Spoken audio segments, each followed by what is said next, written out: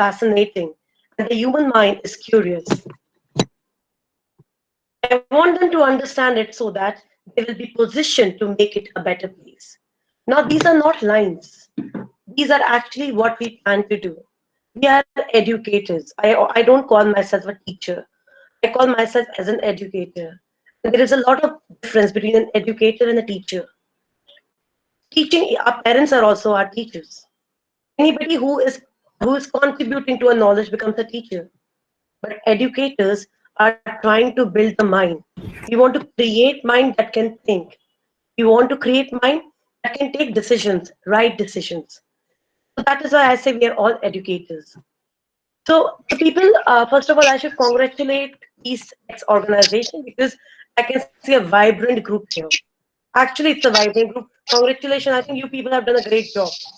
Okay. And I'm sure the purpose of this organization, whatever the purpose is, definitely you're going to achieve that.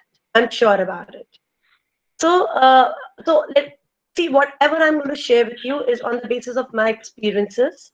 As I said, I've already been teaching since 20 years, and what I'm going to give you will be only and only my experience. No Google talk, because you can all go to Google and you can find out what are the good skills or what are the good traits of a good educator. I am not interested in that. I'm interested to help you out to understand the scenario in which you will be working, because it is very important for you to know. I've been changing school. Before DPS, I was in some other schools. So I know every time I go to a school, I have to understand the scenario or the surrounding in which I'm working. That is very important. So first, as I've already pointed out, you need to understand the basic information is very important. By basic information, I mean what background is the child coming from. It is very important because when you're going to a rural, uh, many of you might be just thinking about the background. Okay, they're coming from a rural background. They might be a first generation learner because you've never met them. There's a lot of difference between what we read in the books about people and what actually we meet. So it is very important for us to do a little homework about what background are we working with. That is very important. Now, why is it very important? Because the children that we are working with comes with their own value system. And their value system is very important because they identify with that value system. So we need to understand their background in terms of their value system, the child rearing practices. See, you don't know how the child has been brought up. Maybe child has been brought up in a very punitive way. So the moment he comes to school, and even if you raise your voice, he might become aggressive because this is how he has been, this is how he's been brought up. So for him, raising voice is associated with aggression. So child rearing habit, the way he has been brought up is very important. I'm not saying go home and sit at their home and just keep observing that. No. Even while talking to a child, even maybe going and meeting him once at home, you will be able to understand what child rearing practices are being followed there. Second, we have to understand their limitations. What economic resources they have, what linguistic limitation they have. Many times, I'll give you a very good example. When I started with my counseling, after my post graduation, I went directly to this institute called NCERT. It is a very reputed institute in India, and I did my guidance and counseling from there. So when I was doing this guidance and counseling, I had a fluent English, and I was supposed to go and teach in a government school. I went there, I gave a very good talk, I came out, and I was so happy with myself. I asked my observer how good I was. He said, "Oh, your English is very good." The student did not understand a single word that you said. Do you know why? Because they did not understand my English. Most of them did not understand English. And that was a setup and setback to me. And I realized that if I am going somewhere, I need to understand them first. Then only I'll be able to connect. Connection is very important. Rapport formation that we said, when I was talking to you initially, when I was talking about educator and all unnecessary things, it was just I was trying to make a rapport. If you're not able to make a rapport, how I don't know, even if you're excellent teachers, we fail to do our task. Even if I'm a mediocre teacher and I'm able to form that rapport with my children, I'm able to connect with my children, I think half of my battle is won. So, these are some basic things which will help you when you go and you try to teach children rapid formation, understanding their background, understanding their limitations. These are certain basic things that I wanted to start with. Keep in mind rapid formation because that is the key, that is the success of a teacher. That has always worked with me, believe me. I've always worked on my rapid formation with my children, and they still remember me maybe more as a mentor or as a guide rather than as a strict teacher in the class. Yes, Archit? Am I am I praising myself too much? Okay. No, ma'am, absolutely. Okay. Now, just for the sake of convenience, I've tried and divided the entire group that I think it is from infant to class 10. Am I right? Was it from infant to class 10? The It's students you will It's be teaching is from infant. till class 8. class Yeah. 8, ma'am. 8, yes, infant to class 8. Class 8. Okay, great. So I've just divided into few groups. First, I'm talking about infant to class 3 and 4. Because you need, see, what you are doing with class 3 can't be done with class 8. Please understand. They are biologically different. Their biological and psychological needs are different. That is why I've tried and divided them into two groups. Okay. First, I'm talking about infant to class 3 or class 4. Okay. First, they are very raw. They are, when I say raw, some of them you're just picking them from home and they know nothing. Okay, so when they are raw, they need an absolutely fabulous handling. When I say fabulous handling, I'm trying to say that they are very observant, they are very receptive, they are very sensitive. The way you handle them, the way you talk to them, the way you form rapport, they are going to just receive it. वो ज़्यादा सोचते they don't think much. They just receive whatever you give them, they receive, and then they fix it somewhere in their mind. This is how they make judgments very fast. And if they don't like you, they will never like your subject, believe me.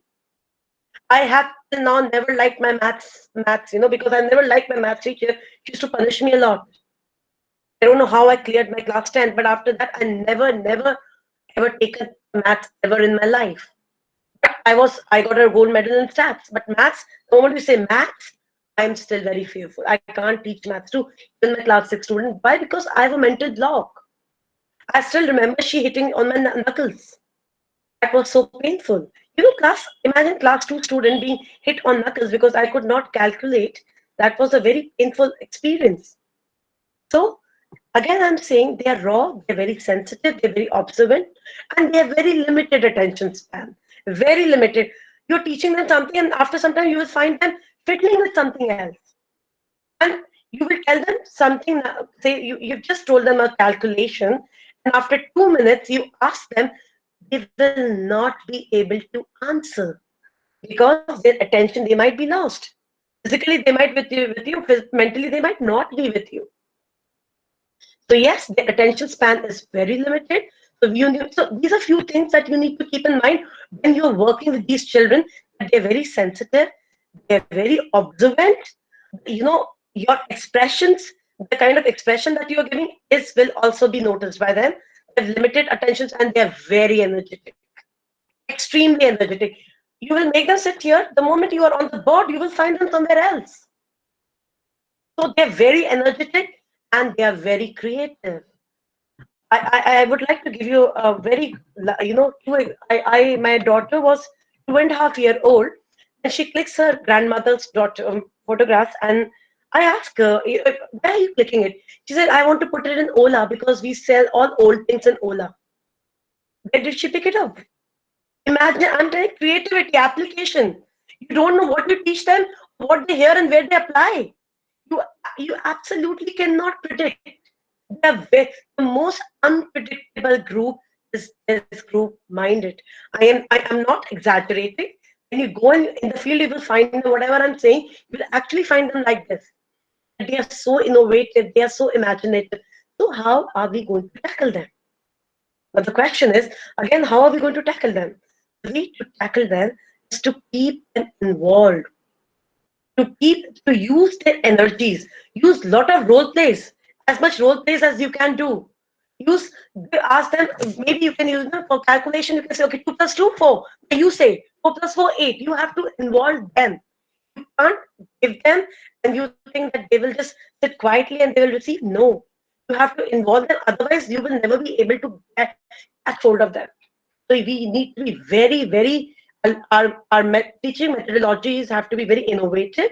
It has to be a lot of involvement. It has to be involving, and it should catch attention. Use a lot of colors. You as much colors as you can use in the classroom, as much bright you can make it, because it should be attractive. In fact, this is how even for example, for nouns, you're teaching the nouns. So noun can be, you can write the entire sentence with a certain, maybe with a certain ink, and just color the noun word, because they will form images. They form image. So that red color, maybe say table. The boy is sitting on the table, suppose, and you are underlining boy. Suppose I'm just giving you an example. That boy is, if it is with a red color, this red color image is going to somewhere catch in their mind, and it will remain. So make it as attractive as possible. Give them enough opportunities to express. Ask them, you can just give a single sentence, say, and ask them to make story out of it. So it can be Hindi, English, anything. You can even say, so two men went for a walk, and then they find, or maybe you can use the name. Say, I say Harshit and Siddharth went for a walk, and after some time they found Kushi with them. Now, how many people are there? You see? So this is how we have to tell them to make stories like this. The more innovative, the more involving the technique is, the better result or the better output it is going to give. Now, again, I'm saying I am not going to teach you here how to make these things, because I'm sure all of you sitting here are there. I'm just trying to tell you the psyche of these people, and I'm trying to relate their psyche to the kind of techniques that you can you can use here. Here, I'm very fond of Howard Gardner. I don't know whether you've heard his name or not. I'm very fond of him. He has said a very nice thing that I would definitely like to share with you, because somebody just sent it to me today. So I'll just share with you. When we teach it a pluralistic way, there are two wonderful dividends. First of all, we reach more students because some lessons best through stories, some through work of art, some through role plays. Second of all, we show what it is really to understand something. So I don't know whether you have heard about Howard Gardner. Have you heard about Howard Gardner? Anybody here? I know, Archit, I taught you, so you can't say. Do you know about Howard Gardner? Anybody else here? I can see so many people. Yeah, if you have time, please do read about Howard Gardner. It will help you out. I just took a workshop with these yeah. Ma'am, he is a professor of faculty, the Harvard Graduate School of Education. Yes, sir. And his multiple intelligence theory is a famous theory. And right now he is teaching a Project Zero, which is a special courses of Harvard Graduate School of Education on the basis of the Twin Tower destructions. Yes, sir. Perfect. Very good. Do you know about the please, Ananda, do you also know about the types of intelligences that he's talking about? Multiple intelligence theory. This is his theory that he explored about. Great. So you know what he's trying to say? He's trying to say that everyone is intelligent. It's not that because if I can't do maths, it does not make me a weak student. Okay. So I might be good in making relationships. Okay. So my interpersonal intelligence might be very high. So all of us, everybody in my class is intelligent, provided he or she needs to know what they are best at. And as teachers, we have to use those types of those intelligences in teaching them. I know we can't use all of them. It's very difficult, technically not possible, but at least maybe say linguistic, maybe say, as I was telling you about sports, if somebody is very good in playing sports, for example, so someday we can counting, Ludo can be used for counting. Why can't we? When we are playing Ludo in the class, or maybe if, what is that game when you when you cut the number is said in the classroom and they cut, what is that game called? Housey. Housey? Tombola. Yeah. Sorry. Tombola. So these are, so what my idea of saying is that we have to think something different, because children nowadays do not respond to classroom blackboard teaching. That is my personal observation. I'm talking about third, fourth, I'm talking, you know, you can take example 11, 12 also. I know if I'm teaching the 40-minute classroom, only for 15 minutes children are with me. You can ask them, 15 minute के बाद ये सब सो जाते थे. Everybody's sleeping after 15 minutes because our attention span is getting poorer with time, because we are so much exposed to the, you know, these computer screens, and because of the mobile screen, that slowly and slowly our attention span is getting weaker. So somewhere, right, I hope that the children you are working will have a better attention span, but still we can't take it for granted. We have to understand what that they have very limited attention span. And so whatever activity we have to devise, please do not try and teach them for more than 20 minutes. Even if you have 40 minutes period, teaching should only be 20 minutes, 20 minutes, the other 20 minutes should be for involvement. Whatever activity you can think of. But try to involve them for 20 minutes, because after, if you try to drag it to 30 minutes, you lose it. You lose the class. So that's why I'm trying to say that 20 minutes teaching, maybe 20 minutes. This is what was told to me when I was doing psychology, when I was doing learning and teaching and learning of counseling. Okay, one more thing, give them small rewards. Don't wait for them to finish the activity and then give them a reward. Immediate reward is important. If you think the child has done something nice, maybe you can ask the entire class to clap for him then and there. We have to wait for small but immediate rewards. These are few things that I have used and they work. That is why I'm sharing with you.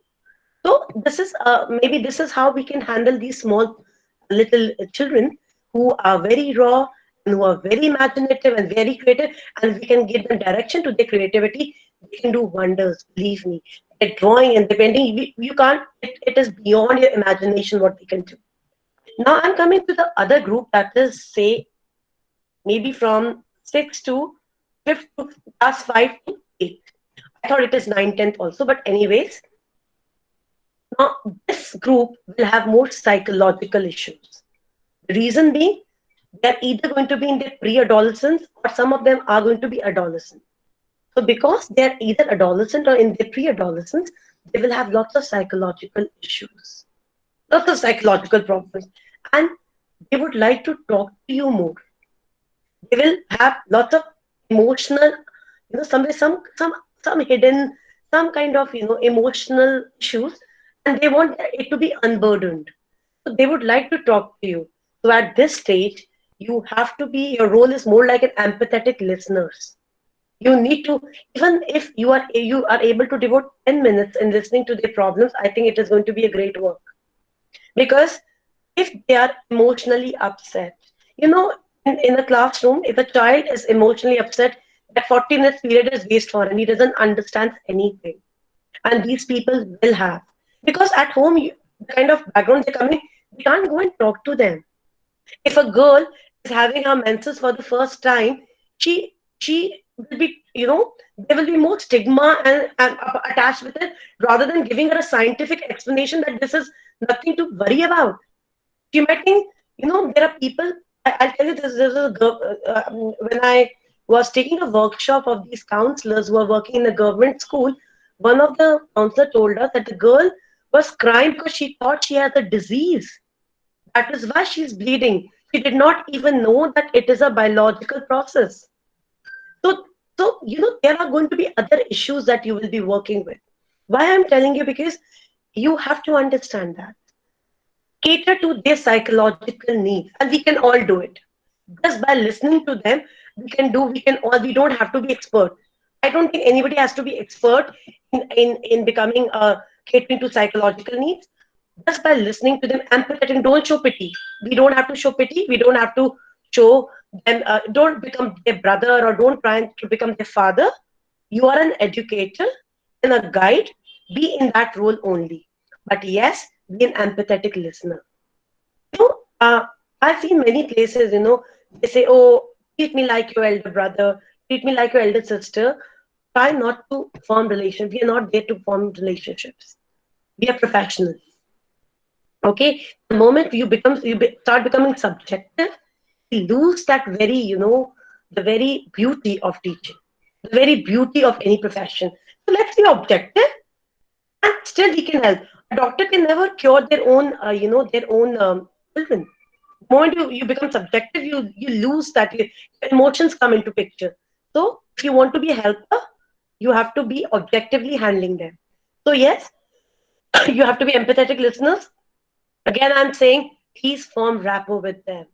Even your initial class should never start with a lesson. Initial class should start with rapport formation. It can be a small story. It can be some incident that took place yesterday. It can be some XY. You just make it from your own mind. It can be your own life incident that you can give. And so start your class always with some kind of activity that will help you in forming a rapport. Now, at this stage, that is, I'm talking basically about maybe seventh, eighth standard, start building on these skills. Why I'm talking about skills is because see, I don't know how many of them are going to continue their education, but if we are able to divert them to some kind of vocation, at least our work is done. They'll be able to earn a livelihood for themselves, and that is the utmost priority of our. This is what we are trying to do. So help them to explore what they are good at. Somebody might be very good with the carpentry work, you know. So we have to see what they're good at. In a class of 20 students, maybe you can tell them, okay, for 10 minutes, one class is only to tell us about you. You know, so you can ask individually, what do you like? What do you like? What if I leave you for one day? What would you like to do the entire day?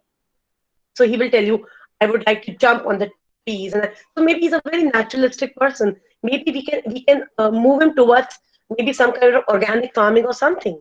Okay, somebody say, oh, I like to draw a lot, and I like to carve a lot. Even if he's too much into carving, let us see, can he do carpentry? So we have to somewhere in class 7th, 8th start identifying their skills and move them towards vocational education, because I think that is very important for them to do. Then, yes, build on their skills like confidence and speaking skills. If they are able to speak, if they are able to gain confidence, they are able, I mean, whatever they do in life, they'll be successful. I meet so many, I have this plumber coming to my house. He's very assertive. He's very assertive, and very assertively he will talk what he wants. I think he's just cleared his class 8, but he's very good with his work and he's earning very well. So what I'm trying to say is, whatever profession they are going to, they have to speak. They have to speak assertively and confidently. So all these skills is where we need to work within this domain. As I told you, we are not teachers, we are educators. So when I talk about educator, I'm talking about a holistic approach, people. I never talk about, I've always tried to go beyond the book. And this is what I'm going to tell you also, that somewhere, so whatever lesson you're planning, just think what activity will you like to do? How will you help the children to identify their skills? How can you help in identifying their interest? So if children find your class useful, they find that it is building onto them, they're gaining something, they will definitely come. Barish, if it is raining heavily, they will come and attend your class, believe me. And if they don't like it, you can't bring them out from there. They will have 10 excuses. So it is in your hands what you want to do. I think there were a few questions. Can I just see them? I think somebody asked me something. I can't. Yeah. Is somebody asking me something about limited attention span? See the question that is there about the limited attention span? I believe it's more of an agreement, ma'am. Okay. Yeah. Okay. So, yeah. But please. Once again, to reiterate, please yes, ma'am, it was an agreement. But once again, to reiterate, participants, please do enter your questions via the chat box, or feel free to raise your hands. Thank you so much. Ma'am, you may continue. Thank you so much. Yeah. So these are few things, these are few pointers that I have given you on the basis of my experiences, because as I told you that education is again a skill, and be as gentle, but very firm. When I say firm, I cannot allow nuisance happening in my class. Okay, but at the same time, I'm very gentle. I'm very understanding. But I'm also sitting there and letting my work being done. Okay, but otherwise, if there is no, if there are no gains, parents will not send you, will send their kids to you. So somewhere, firmness is important, but firmness does not mean you raise your voice. Firmness, many times just by your body language, you can show that you're being firm. Okay, so again, being firm with a third and fourth will be different. Being firm with a seventh, eighth will be different. That is why I said I'm dividing both of them into two groups. If one is more imaginative, another is full of psychological issues. Full of psycho. Believe me, when I go and even in class 11, 12, it's so difficult. Many times children are lost in their own world. I'm sure children who have just passed out from 11, you know how when the moment you get scolded, the next math class goes waste. If you've been humiliated by a teacher in the class, you are lost in the class. You can go back to your own experiences. How you felt when you were in class 7th and 8th. Somewhere self-reflection is very important. Very important, I believe. Again, when I'll give you one more example. I don't know whether there's this boy in our school. He was very notorious for being very aggressive, and he was actually very aggressive, and he never attended. He used to bunk the class a lot. Once I caught him in front. He was standing with a group of friends, and again he was standing there, and I called him. I said, "Come out." I said, "Why have you stopped attending my class?" And I just blasted him. You know, he blasted me back in front of the school, in front of the entire group, in front of everybody. I'm talking about this happened on the gate, DPS RK main gate. He blasted me back. I did not speak anything. I went back. Obviously, it was very humiliating for me as a teacher. But when I went back and I introspected, you know what mistake I did? I blasted him in front of his group. Children at this stage have a high self-esteem, and I tried to somewhere harm his self-esteem. So obviously he will retaliate. So what did I do? What was my, if I had to talk to him, I should have taken him alone and asked him why he is not, rather than blasting him. So somewhere self-reflection is very much, and we have to do it. Teaching is a process. I can give you stories. If I start writing a book, it will be a huge book based on my experiences. Why? Because self-reflection is I'm always self-reflecting.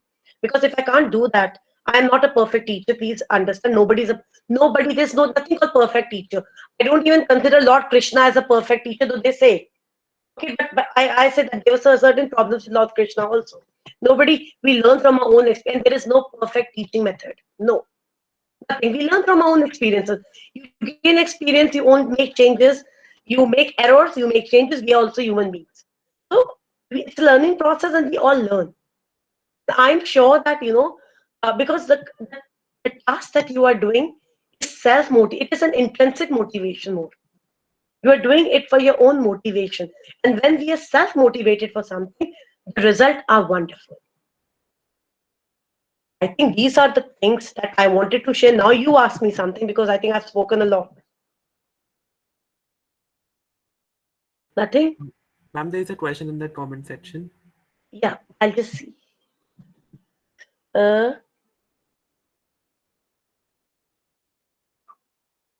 Okay. Arijit. Is this Arijit? I think this is Arijit only.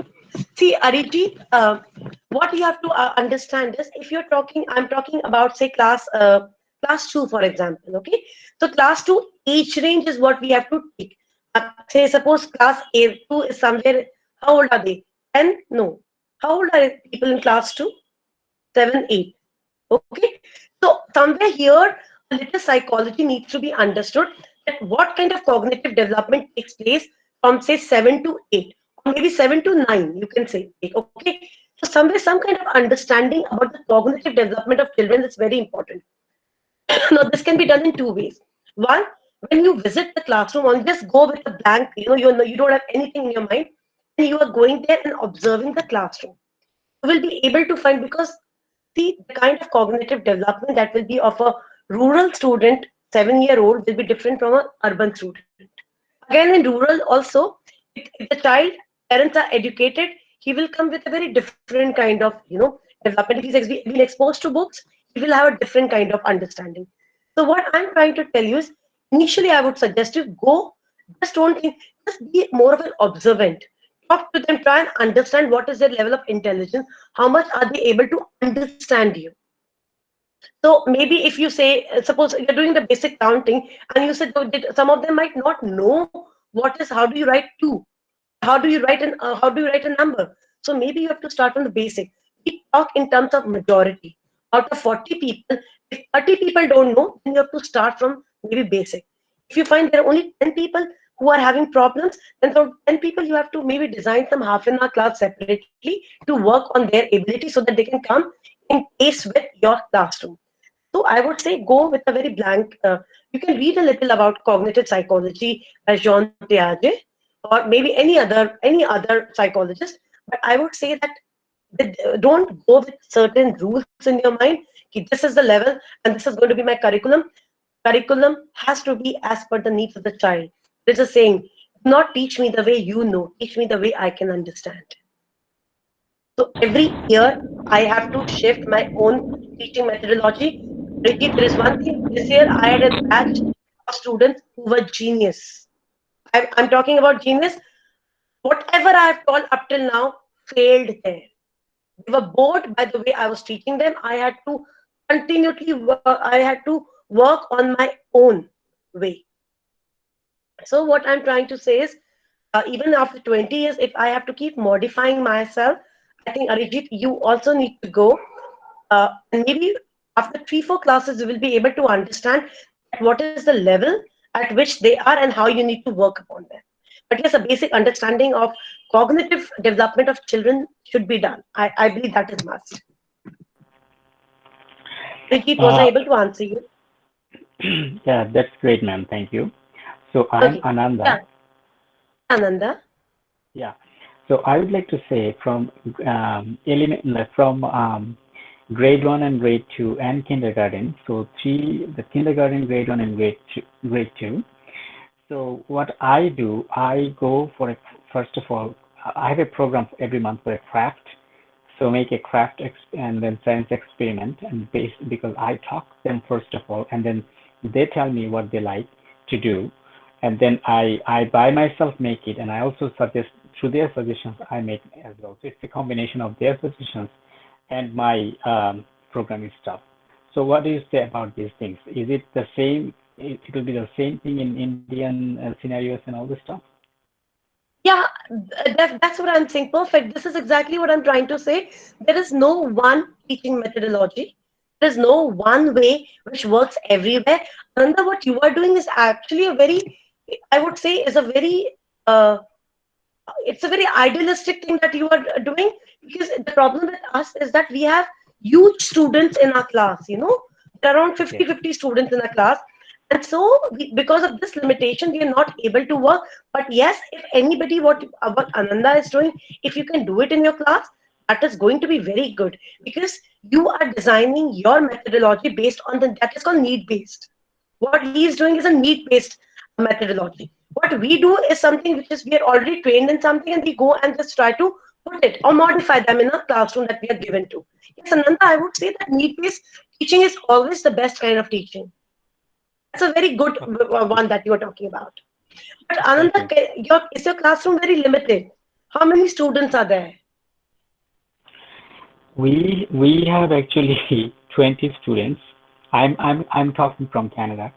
So we have a very low like grade elementaries we have a 6 kid, which is like a kindergarten, and then grade one is a 12, and then grade two is 20, and then 3, 4, 5. So we have an elementary school from kindergarten to grade 5. Okay. Okay, sorry, kindergarten to grade 6 is a elementary, and then junior high 7, 8, 9, and then high 10, 11, 12. So three Okay. category of schools. So I am Okay. a educator in elementary students. So I basically teach those guys from kindergarten to grade 3. So that what happened for me, so they are very keen, like very children, but the thing is that they're very smart. And if I make something flat craft or flat things, they say we need a little bit more complicated than the big kids make. So we have a two, like big kids and little kids. Big kids in grade 5 and grade 6, grade 4 as well. So they said, no, you'd like to make whatever the grade 4, 5, and 6 because we don't like so flat because we are smart and all these things. They say themselves. So that's why I go through their suggestions and my thinking and make a little bit, not very much complicated, so that then, because then if I go for a complicated thing, then they will cut their hand or some finger or something like that. So this is something like that, the making a craft, making a science experiment, storytelling, and then I read in front of them, so they watch me what I'm reading and how I pronounce it and all these things, and then they tell me what I have read, something like that. Yeah, this is what we talk about imitation. We talk a lot of learning takes place by observing others. So we observe our teachers. This can be a small activity. You can ask children to imitate you. They will imitate exactly. They'll speak exactly like you. Yes, we have done this activity. So this girl, she folds up the way I put my hair. She folds it like this, and the way I speak very fast. She imitated me exactly. And I'm talking about this girl in class 6 because I was sent for arrangement in that class, and I told her that okay, why don't you imitate me? So all of them were scared. There's this one little girl who gets up and she ties her hair like this and she imitates me the way I am. There I realized that I actually speak very fast. So yes, children, believe me, try asking them, to read a story like you. They will read with the same accent as you are doing it. So yes, this is this is how we learn. If you share your experiences, what you're doing, we always learn. It's a collaborative learning. Teaching is always collaborative. You share. In fact, Harshit, you can do that. You can make some kind of forum where everybody can share their teaching, maybe one way in which they teach, and and we can, whatever works in a situation, they can just pick up that. Because in a bigger room, it is difficult to have a need based. So somebody who's working with a bigger classroom might give you something different. Okay, so that can also be done, something learning by each other's experiences. Ma'am, Any Thank more you. questions? Kamra raising Well, his hand. sorry? Kamra, do you want to ask a question? Yes. Yeah.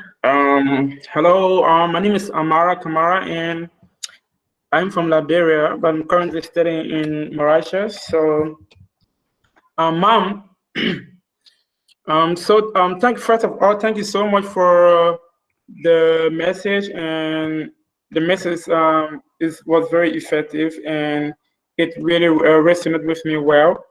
But I just have like one question here. You talk about how teaching students for more than 20 minutes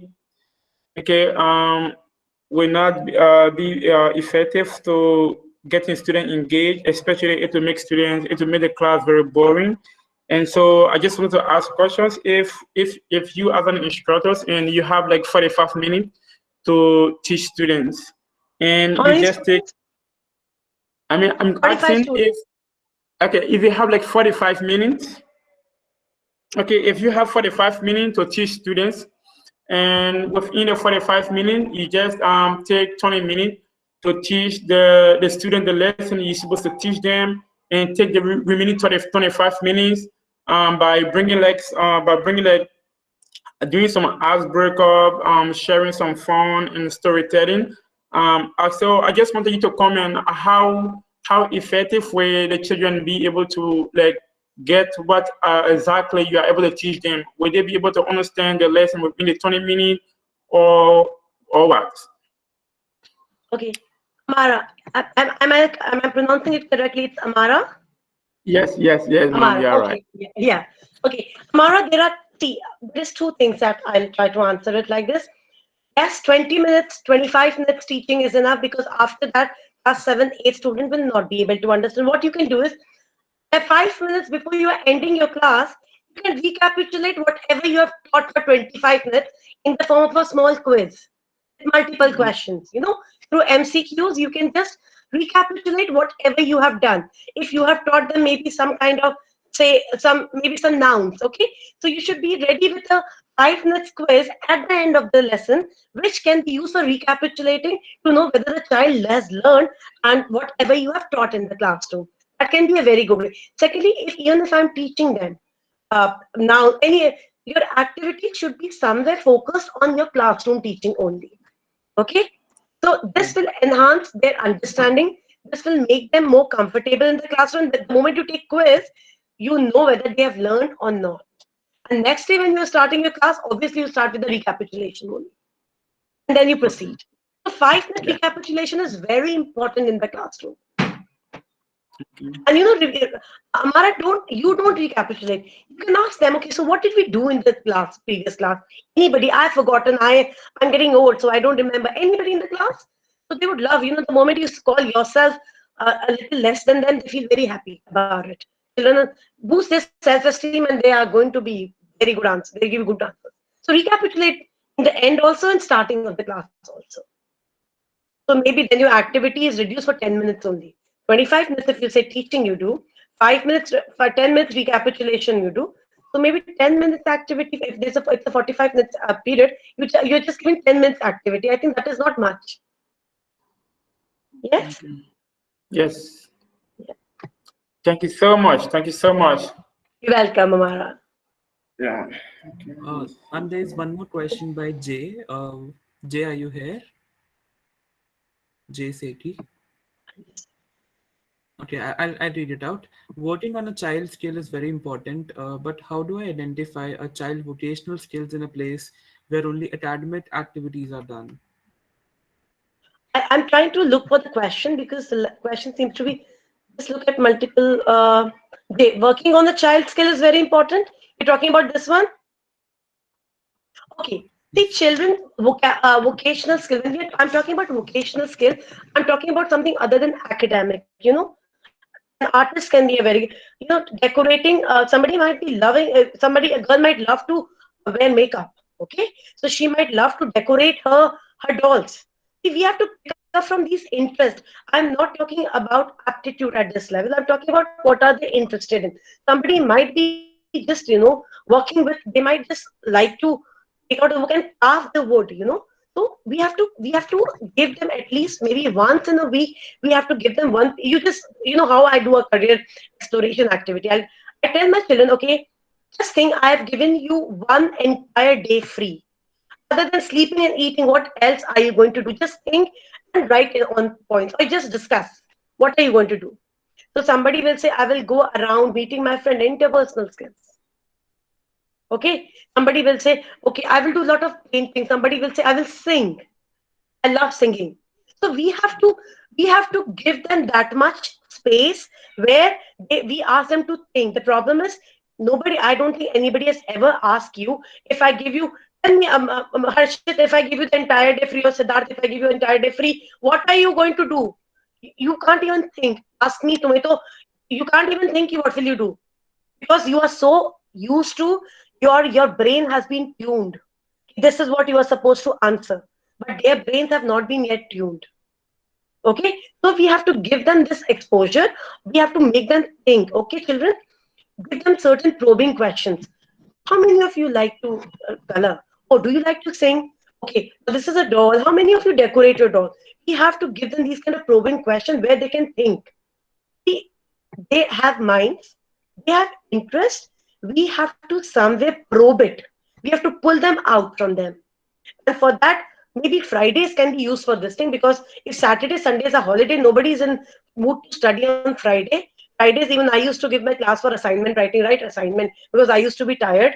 The entire day, teachers always ask you to do assignments on Fridays because they're very tired by Thursday. So they say, okay, on Friday we will do assignment so that they can also rest. So let Friday be your day where you are resting and they are thinking. Yes? Are there any more questions? Somebody just looked for multiple theory. I would say that there is a very nice question there for multiple theory of intelligences. I think I did it in my class, in class 11 or 12. I did. Just do these questionnaire on your own. I would say all of you take this multiple theory of intelligence question. It is very much available on Google. You do it first to find out what are you good at. Then do it Yeah, on children.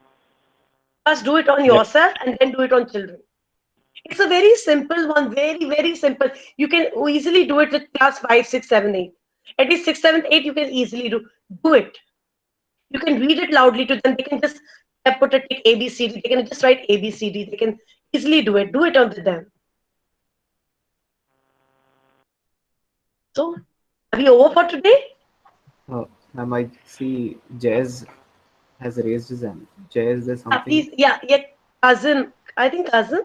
Oh, Kazim has also. Okay, you can ask the question, please. Good day to all. Hi. Hello to everyone. Hi, Jay. Hi, Jay. How are you? Thank you so much, ma'am, for the teaching time. You're welcome. You're welcome, Jay. Okay, there is a question. You mentioned that working on the child skill, that is very important. But then, seeing my situation from Liberia, I would like to know, how do I identify a child skill in a place where we are only talking about only academic activities? Because like bulk of the schools around us or in our country, you find vocational area very separate, almost like a mini college or university. But then for bulk of the high schools, only academic material or academic activities is ongoing. So how do I identify a child skill into such region? I'm just paraphrasing the question. Jay is trying to ask me that, ma'am, in a school where there's sort of academic is given important, how can we do the vocational thing? Is it this what he's trying to ask me? Jay, is this what you're trying to ask me? I just paraphrased Yes, it. ma'am. So Jay, the first thing that I started with my talk was the cultural background. Yeah? So whatever teaching, the way I'm teaching depends upon the culture in which I have been placed. Okay. Now again, if you take me to some rural area in Rajasthan and I talk something about something very extraordinary there, it will not work. So we have to first see the cultural background. Definitely, there must be certain kind of vocations that are prevalent and that can easily be done, because everybody cannot see. There might be certain children in your class who are academically not bright. Yes or no? But then there has to be some alternative that we have to provide them. So vocational training can be an alternative to those children who are not academically doing much. They might be slow learner. Somebody might be a borderline intelligence. So in that situation, we can't leave them. Just throwing knowledge on them and it is all going above their head will not work. We are not doing anything good to them. So at that stage, somewhere, Jay, you need to talk to the parents also of such children, and you have to think about what possibility is there in the culture where you are there. I'm sure there must be some possibility of some vocation there. So we have to pick up whatever matches to the child. If he or she cannot do academics, if he or she can do academic and culture is not allowing, go ahead with what, because we can't go against parents, we can't go against school. I know as a teacher, you have to follow what the school is saying. We are not free birds that we can do it the way we want to. But I'm sure there are children who are not getting benefited. At that stage, a little bit of counseling with the parent, and a little bit of talking to the principal, I think will work, because the reports are in front of you. It shows that the child is not able to clear a single subject. In that situation, what can you do? By just giving him academics, you are just making a fool of the child, because he's not getting, he's not understanding anything. So if some alternative is there and we can provide, you can't force them, but you can provide them alternatives and let them choose. We can only work with them. We can't change, we can't alter their lives. We can provide them alternatives. It is for them to choose. Always remember that. As teachers, everything is not in our hands. We can provide alternatives, we can guide them, we can counsel them. Ultimate decision has to be parents. It has to be the child. And always keep this in your, never feel guilty about it. You did your best, we did our best, but rest, the final decision is always done by the parent and the child. Yes? I think there's one more. Jay, did I answer you? Thank you, ma'am. Thank you. that's Jay, awesome, ma'am. I'm giving you a very practical Yeah, I'm giving you a very practical answer here because I know we can't do as teacher many times we feel very guilty about it. Look, I was trying to help the child, but I could not do anything. No, please don't feel guilty about it. Okay? I think So, somebody ma'am, else. we'll take the Yeah, last question for the day. I will take the last question. Yeah, Tazim, you can ask your question. Well done, ma'am. Thank you very much. So I would like you to dwell on how to manage diversity in class. Like in my country, we have over 250 ethnic groups. So in the class, we can have children from different ethnic backgrounds. So how can we manage that, ma'am? I'm so sorry, but I did not understand the question. Can someone paraphrase it for me, please? He's asking that Okay. how would he manage the various diversity that people come when they come to your Okay. class. So like you be Okay. have Yeah. in Okay, India. Kazan, which place? Which place is Kazan? Kazan, which place are you from? Yes, Sorry? yes, I'm from Nigeria. From Nigeria. Okay. Nigeria. Okay. Kazan, tell me one thing. Yes, You are already a teacher, are you? Are you yes, I'm a teaching or are you teacher, teaching in right, the ma'am? classroom? Are they speaking? The people coming Yes, from different people are coming from different background. Okay. So can I? I'm just trying to yes. understand. Are you talking about a different socioeconomic background? Are you talking about different linguistic background? What background are you talking about? I'm talking of different ethnic backgrounds. Ethnic Different? backgrounds. Sorry? Ethnic different people from different children from different tribes, different ethnic groups. I think this gentleman is asking for a ethnic background. Ethnic, okay. Ethnic, Different ethnic Ethnic background. background. Okay. yes, See, Kasim, in this yes, situation, it is very important for you. There might be certain, see, even when we say there is a lot of diversity, among those diversity, I'm sure there is something that put all of them together. What is that one thing that put all of them together? Tell me. I'm asking you. In your classroom, they are coming with different language, different customs. Their maybe their religions are different, but there is something that is bringing them back to school. That one thing. What is that? Tazim, you are on mute.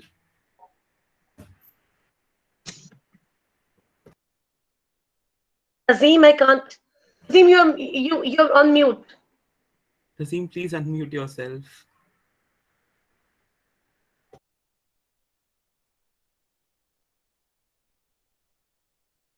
I think Kazim okay. has not Hello, understood. He's on.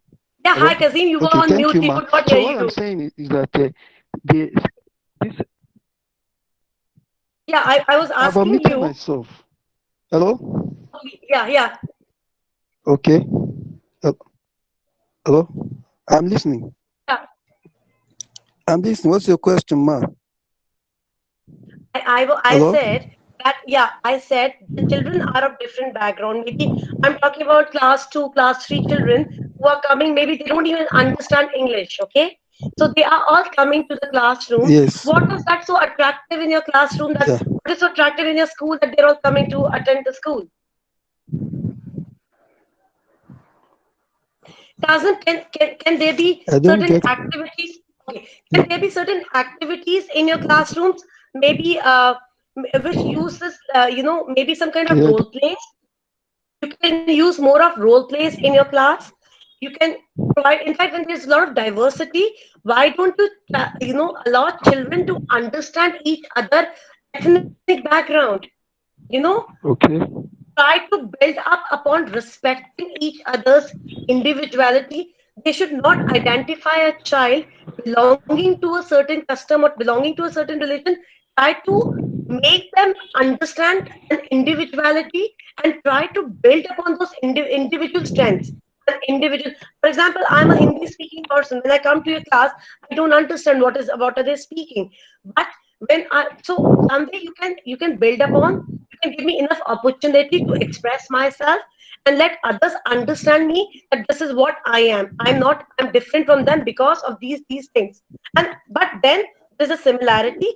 I'm also a human being because we don't have to keep this thing in our mind that there's so much of diversity among us. Because the moment we think that they are so different, I have my class, I have my students. Somebody is an IAS son, somebody is a gardener's son in my class. And they all know somebody is coming from an extremely rich family, somebody father is so poor that he can't even give the fees. So in my classroom, when people are coming with such different Yeah. economic background, I'm giving them enough opportunity to express themselves, and I'm trying to get them enough. In my classroom, the environment is such that everybody's interacting with them, so there are no barriers. Try to break all barriers and try to let them talk to each other, like interact with each other, understand each other. Because children have a tactic of finding a solution to, they will, an IAS son, sits and eats with a gardener's son. They don't have any kind of any problems. And your ethnic, mine is just socioeconomic. In your case, it is ethnic, which is much bigger. But provide a kind of classroom where there are no barriers, where there is enough freedom given to the children to interact with each other, and there is enough expression of an individual. I think if this is allowed, if you facilitate this kind of environment, if you give a very very warm and conducive environment, believe me, these ethnic issues will become lower, and your teaching will go higher. I think at least try to work upon them. And Kazim, again, I'm saying there is no one key or one solution to a problem. We have to keep changing ourselves. But yes, a conducive, Yeah. warm, Yeah. interacting So environment is a key. It is success to everything. Anything in the world can be done if your classroom is very warm, non-judgmental. Nobody don't allow to judge anybody. And you should also not judge and don't allow people to judge. No, there should be brainstorming, no yeah. evaluation, a lot of rapport formation. I think with this work, we can work a lot. So can we say that it's an Yeah. open-ended decision? Ananda, when we talk about ethnic groups, Thank you because very much, ethnic ma'am. I ethnic really groups have a understand your very, input. the people who come with different ethnicity, Your input is they very valuable. associate Thank their you very much, identity with ma'am. it. Okay, so you cannot pinpoint towards anybody's identity. You have to see how it works. So just let your classroom be a non-judgmental classroom where enough opportunity is given to students to interact with each other. If I and you interact, I think we know each other more. We know each other better. And if we know each other better, to a large extent, we can work with us, even if our backgrounds are totally different. I mean, you said Yes, you are ma'am. all working together. Yeah. So this is I'm talking about. You said the Yeah. non-judgmental, which is an open-ended, so that there is Exactly. no if even they're doing wrong, it's not. I cannot say that they're doing wrong. Such as few days ago, I was telling about one of the kids was telling me that he saw a moon in the yard, but actually it was not a moon but a light. But it is his imagination, which is a child mind. So I say that's fine. That's absolutely right. Though I know then it's a light, it's not a moon. So do you think it's an example of the non-judgmental thing? Yes, because there is no harm. The kind of lie that it's a playful lie that he's trying to tell you. This lie is harmless. So we know even the child will understand that you have understood that it was a lie. But since you did not evaluate him, you did not judge him. So someday you have been able to win his trust. And the moment you are able to win his trust, half the battle is won. Yes, thank you, ma'am. Thank you so much, ma'am. It was really nice having you, and It was the lovely talking to people. Believe me, Harshit, I mean, I never expected such a wonderful audience. It was such a wonderful audience, and I love talking to you people. Believe me, it's a great initiative. I wish you all a very best. I'm sure you people are going to do wonderful work. And as I see, you're so motivated and you're so genuine in your effort. God bless you all.